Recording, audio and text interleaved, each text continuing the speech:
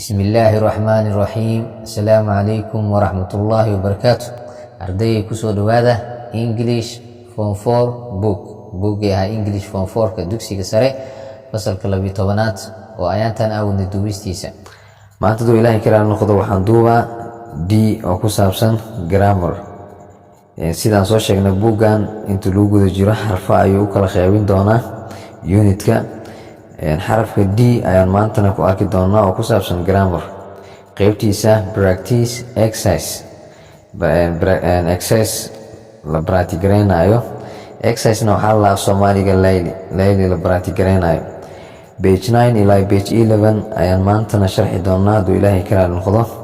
Intaan cashirkeen u gudagelin ardayay waxaan rabaa inaan ereyada ku jira bracketka aan idiin macneeyo oo aan af Soomaali idinkugu bedelo si aad u fahantaan. Inta erayo bracketka ku jirtana waa erayo verbs ficilo waaye.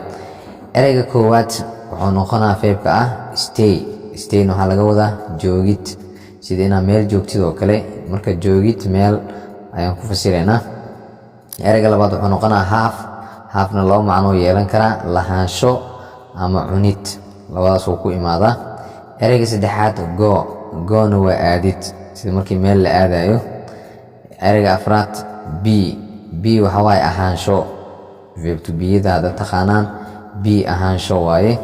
Ereyga shanaad live-na waxaa la ku noolaansho, inaad meel ku nooshahay ama ku noolaatid. Ereyga lixaad do waa sameyn. Ereyga toddobaad oo start bilaabid. Ereyga sideedaad apologize raaligelin. Ereyga sagaalaad commence allaha bilaabid. Start camal waa isku macno. Ereyga tobanaad trust waxaa laga wadaa aaminid. Ereyga 11aad come imaansho ama imaadid meel ama imaatin meel. Markaad imaanaysid meela waxaa lahaa come, marka waa imaansho. Ereyga 12aad bob in waxaa lahaa booqasho gaaban waxaa la bob in. Ereyga 14aad finish waa dhameen, shaqo kale markaad dhammeynaysid. Ereyga 15aad tellna waa sheegid. Ereyga 16aad let waxaa la ogolaansho ama u ogolaatin, inaad qof u ogolaatid wax sameyntooda. Ereyga 16aad wuxuu noqonaa hearna waxaa la maqlid. Ereyga 17aad visitna waxaa la booqasho. Ereyga 18aad change waa bedelid. Ereyga 19aad get helid. Ereyga 20aad try oo laga wado isku dayid. Ereyga 21aad move waxaa la dhihi karaa guurida, qofka markuu gurigiisa ka guuraayo oo meel kale u guuraayo, ama dhaqaaqid, qof inuu meel ka tago oo meel kala tago waxaa la move. Marka waa guurid ama dhaqaaqid, shayga dhaqaajintiisana loo adeegsadaa. Ereyga 22aad publish wuxuu noqonaa daabicid ama soo saarid, sida buugta kale markii la daabacayo ama la soo saarayo publish. Ereyga 23aad invite waxaa laga wadaa casuumid ama martiqaadid, inaad qof casuumto ama aad martiqaado. Ereyga 24aad wuxuu noqonaa usena waxaa la isticmaalid. Ereyga 25aad include oo laga wado ku jirid, shay markuu ku jiro shay kale waxaa la include marka ku jirid. Ereyga 26aad teach oo barid.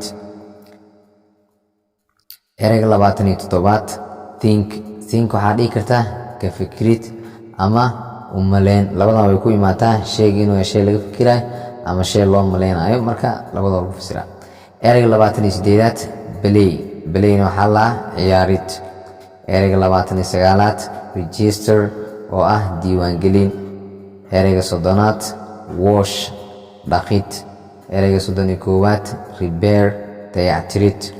Ereyga 32aad serve waxaa la u adeegid ama siin ama u keenid. Intaas waa lahaa. Marka erayadan oo idil waxay ku jiraan bracket, ay ku jiraan qaybtan grammarka iyaga ayaa laga rabaa inaan ku buuxino meelaha bannaan. marka haddaan iyaga macnahood la garanaynin waa dhib. saas daraaddeed waan sameeyey erayadii iyo macnahoodii cashirkan ku daray si looga faa'iidaysto. marka cashirkan ayuu sii gudagalaynaa. supply c the correct tenses tennisyada saxda and forms iyo qaababka of the verbs ficilada in the bracket ee bracketka ku jiro. number 1 Ahmed ninka lahayo usually badanaa stays wuxuu joogaa at the apartment ayuu joogaa. apartmentigana waa guriga ayuu joogaa. apartment waxaa loo yaqaanaa guryaha saddexda qol iyo afarta qol ee loo jarjaro ama loo googooyo oo dabaqyada iyo meelahaas waxaa la apartment, waxaa la macnaa flat. marka ninka Ahmed la dhahayo Ahmed usually stays, Ahmed badanaa wuxuu joogaa at the apartmentiga ayuu joogaa. but laakiin this time xilligan ama waqtigan he asaga is staying wuxuu joogaa at the city center, bartamaha magaalada ayuu joogaa. marka erayga stay ayaana la siiyey, saas daraaddeedna waa buuxinay. number 2 he asaga usually badanaa has breakfast, wuxuu cunaa quraacda before going to, intuusan aadin weeg shaqada. but laakiin this morning subaxdan he hasn't any waxba mausan cunin because maxaa yeelay he was in a hurry, wuu degdegayay ama wuu dhaqsanayay. marka erayga hurry waxaa lahaa socodka degdega ama dhaqsida waxaa lahaa hurry. marka he asaga was in a hurry wuxuu ku jiray ama ku sugnaaday degdeg oo degdegayay. marka verbka bracketka ku jiro have waxaana laga rabaa inaa isticmaalna have, go, not have iyo be. saas daraaddeedna waa isticmaalnay. number 3 waxaa isticmaalaynaa verbka ku jiro bracketka oo ah not live. marka number 3 waxay noqonaysaa you adiga do not live, kuma noolid in this building, dhismahan. do you ma ku nooshahay? question taagaa la isticmaalay. or amase waxaad dhihi kartaa you adiga live waxaad ku nooshahay in this building, dhismahan. don't you miyaadan ku nooleen? labada kaa rabtaa isticmaali kartaa. marna sentenceka negative aa ka dhigi kartaa, marna positive. number 4 at what time waqtigee does she usually start ayay bilowdaa badanaa weeg shaqada. marka verbka ku jiro labada verb ee ku jirto bracketka do iyo start ayaan jumlada u isticmaalnay. number 5 she iyada waxaan isticmaalaynaa verbska do iyo apologize. she iyada never apologizes, marnaba ma raaligeliso. does she miyay raaligeleysaa? marka saas daraaddeed verbska ku jiro bracketka do iyo apologize ayaan isticmaalnay. number 6 waxaa isticmaali doonaa verbka ku jiro bracketka oo ah be. marka number 6 waxay noqonaysaa I am very fond of, aniga aad ayaan u jeclahay my nieces, gabdhahan u ahay abtiga ama adeerka. niece waxaa lahaa gabdhaha oo dhalay walaalka ama gabdhaha ay dhashay walaasha waxaa lahaa nieces. number 7 at what time waqtigee do your classes fasaladaada commence ayay bilaabanayaan. marka saas daraaddeed waxaan isticmaalnay labada verb oo ah do iyo commence. number 8 Fatuma trusts, Fatuma way aamintaa anyone qof kaste. doesn't she miyaysan aaminin? or amase waxaad dhihi kartaa Fatuma does not trust, ma aaminto anyone qof. does she miyay aamintaa? marka verbska bracketka ku jiro trust iyo do ayaan isticmaalnay labadaas verb. number 9 Faarax ninka lahayo does not come here, halkan ma imaado regularly, si joogtaa halkan uma imaado. he asaga babs in wuu soo booqdaa oo inta imaansha ahaan wuxuu u yimaadaa just for a cup of tea, koob shaaxa ayuu u yimaadaa. marka waxaan isticmaalnay verbska not come iyo bab in, labadaas ayaan u isticmaalnay jumladan. number 10 verbska bracketka ku jira isticmaalaynaa has iyo take. I aniga have to repair waa inaad dayactiraa my car gaarigayga tomorrow beri waa inaad dayactiraa. That is why taasi waa sababta I aniga took the day off aan usoo qaatay maalinta fasax. Marka has iyo take ayaan isticmaalay. Markii ay imaato barononka I has ma qaadanayo, wuxuu qaadanaa half. Marka hasta bracket ku jiro waxaa lagu soo bedelaa half aa lagu soo bedelaa. Xarfaha hasta qaato waa she iyo he iyo it iyo singular noun, laakiin they, you iyo we iyo plural noun waxay qaataan half ay qaataan. Lambar 11 I aniga did waan sameeyey my best karaankeyga waa sameeyey to help you adi aan kugu caawinayo. Waxaan sameyn karo oo adi aan kugu caawinayo waan sameeyey. Didn't I miyaan sameynin. Marka waxaa la isticmaalay verbka oo ah do ayaa la isticmaalay jumladan baasigiisa. 12 he asaga had finished wuu dhameeyey all the work dhammaan shaqada himself nafsadaantiis ayuu dhameeyey. Even before xitaa ka hor he was told to do intaan loo sheegin inuu sameeyo soo sidaas. Marka labada verb ee ku jira bracketka sida finish iyo tell ayaan meesha ku isticmaalnay. Lambar 13 I will let you know waan ku ogolaan doonaa inaa ogaatid as soon as I hear markaan maqlo saas aan u maqlabo waan ku ogolaan doonaa. The news warka inaad maqashid waan ku ogolaan doonaa. Marka labada verb ee ku jira bracketka sida let iyo hear ayaa jumlada lagu buuxinayay. Marka waan isticmaalnay. Marka lambar 14 waxay noqonaysaa she iyada has been visiting waxay booqanaysay the same pharmacist isla pharmacist ama hal farmashiyo leh regularly si joogta ay u booqanaysay for 2 years 2 sano ayay si joogta u booqanaysay. Lambar 15 his life noloshiisa has changed way isbedeshay a lot in badan since ilaayo markii he asaga got oo helay that exciting job shaqadaas xiisaha leh. Jumlada saas oo isticmaali karnaa has changed or ama waxaa dhihi karnaa his life noloshiisa changed way isbedeshay a lot in badan since ilaayo markii he asaga got oo helay that exciting job shaqadaas xiisaha leh markii oo helay. Marka labada verb oo aan isticmaalno waxay tahay oo bracket ku jiro change iyo get. Jumladan meesha oo he got that meesha he-da bug wuxuu qoraa she saas daraadeed she ma noqonayso waan bedelnay oo barononka oo qaadanayo waa he. His life waxa laga hadlayo waa male marka waan bedelnay he yaa laga rabaa. Lambar 16 I aniga will try waa isku dayi doonaa to fix inaan sameeyo this computerkan for hours saacado inaan ku sameeyo. But laakiin I'm afraid anu waxaan ka cabsanaa I am afraid anu waxaan ka cabsanaa I will not get inaan heli doonin very far wax saas waxeel u fog inaan heli doono ayaan ka cabsanaa. Marka lambar 16 waxaa isticmaalnay verbska try iyo not get ayaan isticmaalnay. Lambar 17 after she moved to Canada markay u guurtay kadib to Canada markay u guurtay kadib she iyada started waxay bilowday looking for raadinta a job shaqo.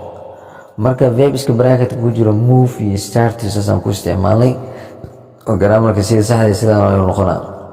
Lambar 18 the Chinese translation of her book tarjumada Chineska of her book ee buuggeeda was not published lama daabicin yet weli.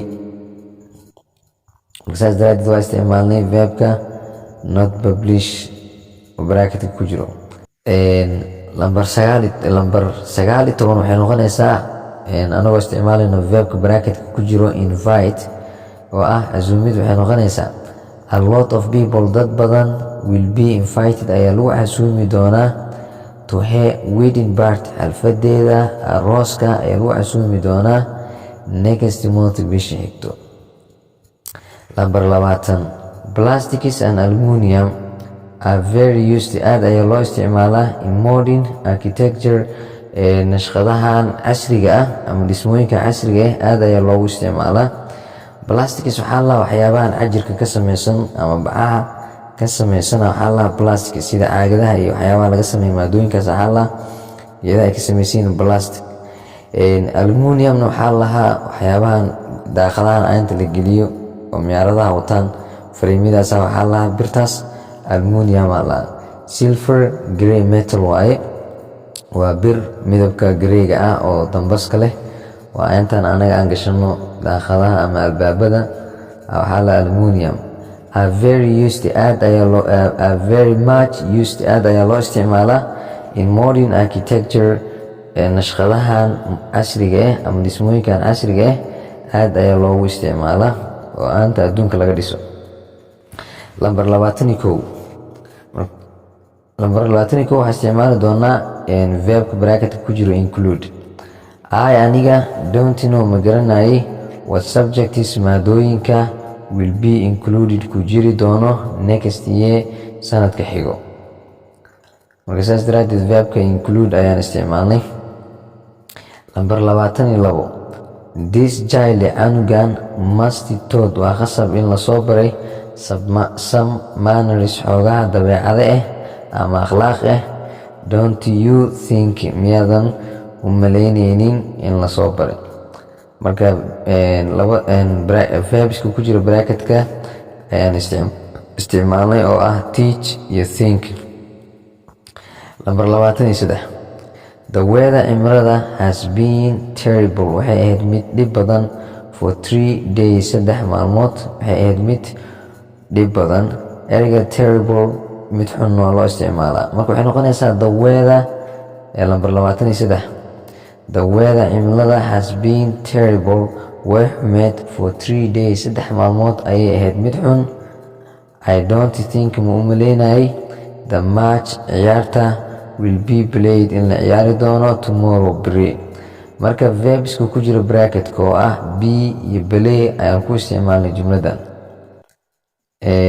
Lambar 24 waxay noqonaysaa marka due to iyadoo ugu wacan tahay the slippery roads wadooyinka sabab waxaa several traffic accident dhowr shil oo ku yimid ama ka dhashtay jam were registered ayaa la diiwaan geliyey in the past 3 days 3 maalmood ee lasoo dhaafay ayaa la diiwaan geliyey. Lambar 25 my car waxaa isticmaali doonaa verbska ku jira bracketka oo ah not wash ama wash. My car gaarigayga was not washed lama dhaqin for a long time waqti dheer lama dhaqin. Kaarka gaariga waa really dhab ahaantii needs wuxuu u baahan yahay washing dhaqid ama meerid ayuu u baahan yahay. Lambar 26 the name magaca of that street wadadaas was changed waa la bedelay 2 times 2 jeer ayaa la bedelay since ilaa markii 1960 laba mar ayaa la bedelay. Marka verbka bracketka ku jira change ayaan jumladaas u isticmaalay. Lambar 27 I am afraid ani waan cabsanaa oo waan cabsanaa we anaga can't drive kuma kaxayn karno this way wadadan. The road wadada has just been repaired hadda ayaa la dayactiray wadada. Marka ficilka repair ayaan ku isticmaalnay jumladan. Lambar 28 as far as I remember intaan xasuusto fogaansha ahaan ama dhirir ahaan ama muddo ahaan ay u taagan tahay as far as I remember intaan xasuusto this restaurant maqaayadan has always served waxay had iyo jeer ugu adeegi jirtay dadka u keenid ahaan excellent food cunto beel ah ay dadku ugu adeegi jirtay. Marka ereyga serve ayaan ku isticmaalnay meesha. Ereyga serve macno badan ayuu leeyahay. u keenida cuntada waa lahaa u adeegida waa la dhahaa waxyaabo badan ay qaadataa. marka maanta ilaahay kala noqdo meeshaas ayaan ku simeynaa. cashirkana wuu dheeraaday. graamarkan waxaan kasoo sameyn doonaa graamaro cashiro ah si loo fahmo maanta laakiin waan buuxbuuxina meelihii la buuxbuuxin lahay. intaan kulmeen cashirkan cashirka xigo waa macal xasan idleh. asalaamu calaykum waraxmatullaahi wabarakaatu.